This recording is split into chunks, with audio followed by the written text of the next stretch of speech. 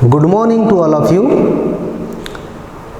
Last class में history पढ़ाया था। बहुत सारे बच्चों का मेरे पास कंप्लेन आया कि सर आप हमारे बुक के हिसाब से पढ़ाइए। सो मैं और लाइन बाय लाइन पढ़ाइए तो उनको समझने में भी इजी हो जाता है और उनका जो स्कूल जो बुक फॉलो कर रहा है उसके हिसाब से हम लोग चलते हैं। और आज जो मेरे पास बुक है क्लास 8 का, ये गुड लक पब्लिशर का है। ओके, और मैं आज इस बुक से पढ़ाऊँगा और मैं पहले से आपको बता दे रहा हूँ। चलिए अभी हम देखते हैं इफेक्ट ऑफ रिनाइसेंस।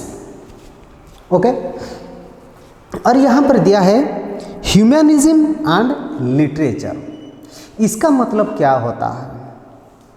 इफेक्ट, मेरे जो लैंग्वेज में बोल रहा हूँ उसके ऊपर ध्यान दीजिए। इफेक्ट ऑफ रिनाइसेंस, रिनाइसेंस का इफेक्ट क्या क्या हुआ और ये ह्यूमनिज्म के ऊपर क्या इफेक्ट हुआ और उस समय के लिटरेचर के ऊपर क्या इफेक्ट आया, ये दोनों चीज़ अभी पढ़ेंगे। कह रहा है the most important effect of the Renaissance was that new thinkers began to take interest in human beings।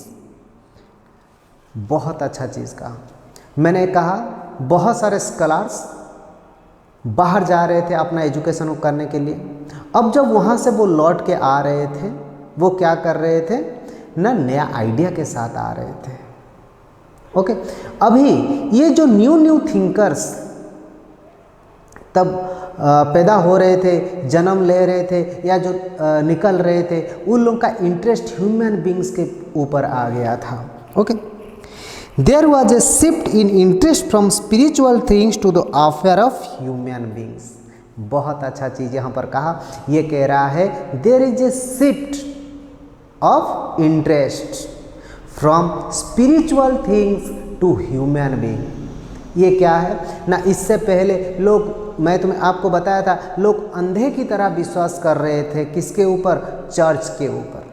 Church जो चीज़ कह रहा था लोग उस चीज़ को मान रहे थे। लेकिन अभी जो नया थिंकर्स आ रहे थे वो क्या कि उनका टोटल इंटरेस्ट किसके ऊपर था ना, ह्यूमन बींग्स के ऊपर था। Now man became the centre of study and efforts were made for the improvement of life on the earth. These thinkers were known as humanists as their concentration was on human life। क्या बढ़िया बात यहाँ पर कहा। जैसे जैसे new thinkers आने लगे उनका फोकस ह्यूमन लाइफ के ऊपर रहने लगा। How to improve the human life. मेरे बात के ऊपर गौर कीजिए, हम ह्यूमन लाइफ को कैसे इम्प्रूव करें, ह्यूमन लाइफ को कैसे डेवलप करें, और उनका टोटल फोकस ह्यूमन बीइंग के ऊपर था।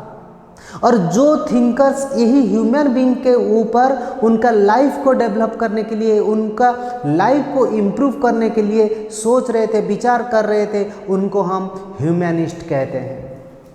Yes or not?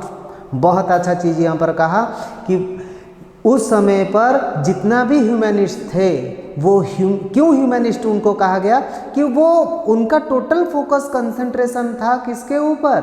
Human being के ऊपर। कैसे उनका लाइफस्टाइल को डेवलप किया जाए, कैसे उनका लाइफस्टाइल को इम्प्रूव किया जाए। ओके, फिर ये चला गया ह्यूमनिस्ट के ऊपर। फिर आएंगे लिटरेचर। लिटरेचर में क्या कह रहा है?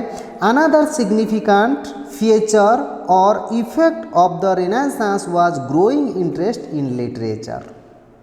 इस समय पर लोगों का इंटरेस्ट लिटरेचर पर भी आने लगा।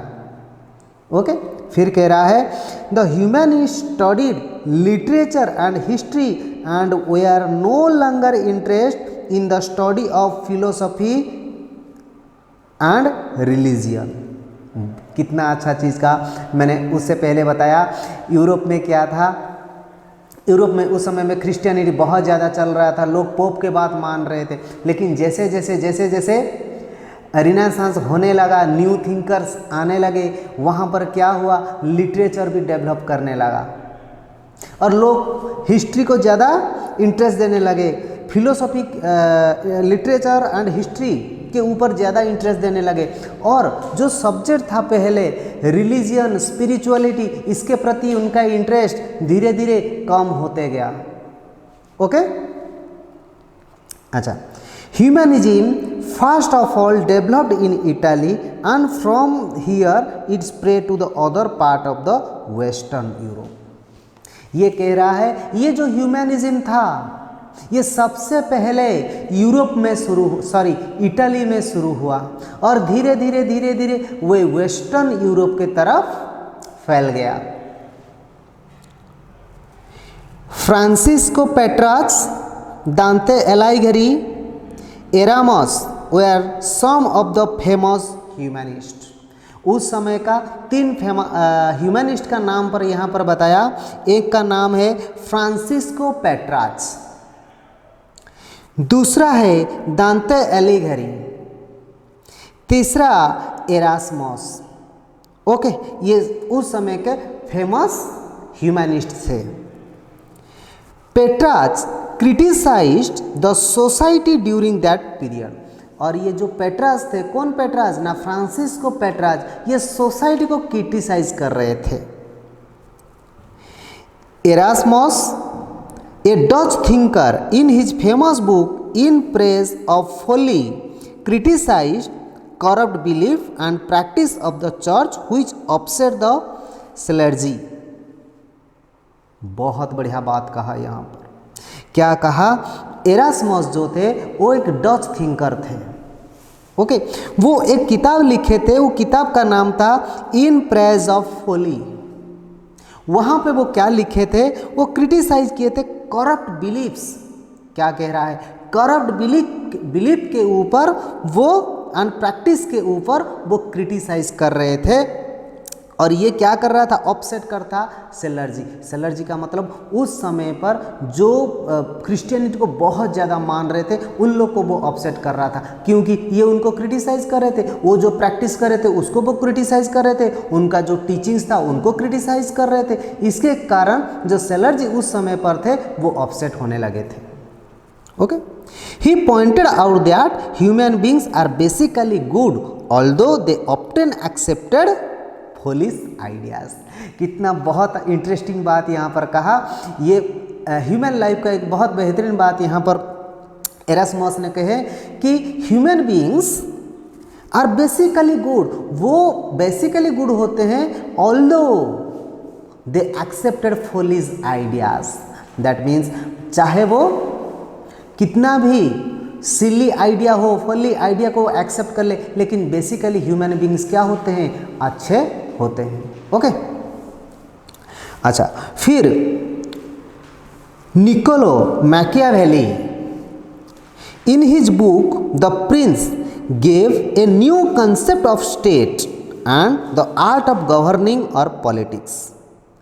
निकोलो मैकियावेली, उनका जो लाइफ स्पैन था ये था 1467 टू 1527 सी। ओके, ये भी एक किताब लिखे थे, जो किताब का नाम था द प्रिंस।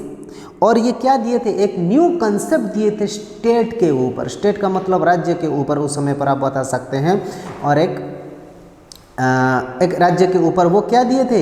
एक प्रिंसिपल दिए थे। और वो क्या बोलते थे? आर्ट ऑफ गवर्निंग और politics. Art of governing and politics. Art मतलब कला, गवर्निंग मतलब किसी राज्य को कैसे तुम शासन करोगे, उसका कला वहाँ पे लिखा गया था। और पॉलिटिक्स, राजनीति कैसे करना है, उसके बारे में भी वो किताब के ऊपर लिखे थे। कभी कभी क्वेश्चन ऐसे भी आता है, what are the topics of the book the prince by Niccolo Machiavelli. उनका इस बुक में सबसे इम्पोर्टेंट बात क्या था? यहाँ पे अगर हम उसका जवाब देखेंगे तो ये इस किताब में ज़्यादा से ज़्यादा art of governing and politics के ऊपर लिखे थे। Yes or not? Yes. He thought of a state of being independent and supreme and one in which political matters are separate from religion. ये भी बहुत इंटरेस्टिंग बात यहाँ पर बोले। ये क्या बोले? एक स्टेट इंडिपेंडेंट होना चाहिए। इंडिपेंडेंट का मतलब आप लोग समझ रहे हैं। एक स्टेट क्या होना चाहिए? इंडिपेंडेंट होना चाहिए एंड सुप्रीम। एंड ये क्या होना चाहिए? जो पॉलिटिकल मैटर होता है वो रिलीजन से अलग होना चाहिए। हम लोग पॉलिटिक्स को लेके, रिलीजन को लेके पॉलिटिक्स नहीं करना चाहिए, जैसे आज की डेट में ज़्यादा से ज़्यादा वही हो रहा है, हर चीज़ को लेके हम पॉलिटिक्स में घुसाते हैं। Yes or not. फिर बाद में विलियम शेक्सपियर के बारे में यहाँ पे लिखा गया, बोला गया William Shakespeare A poet and dramatist dealt with the thoughts and feeling of a man. William Shakespeare का नाम तो सबको यहाँ पर जाना होगा, बहुत फेमस पोएटर थे। और वो क्या कहते थे कि कहते थे, अब उनका जो थॉट्स था ये था thoughts and feelings of a man. एक इंसान का थॉट क्या हो सकता है, उनका फीलिंग्स क्या हो सकता है, उसके ऊपर वो ज़्यादा से ज़्यादा फोकस कर रहे थे। Okay. Rabelais in France wrote mainly on education and politics. Rabelais किसके ऊपर लिखे थे? एजुकेशन एंड पॉलिटिक्स के ऊपर ज़्यादा से ज़्यादा वो लिखे थे। Okay, thank you.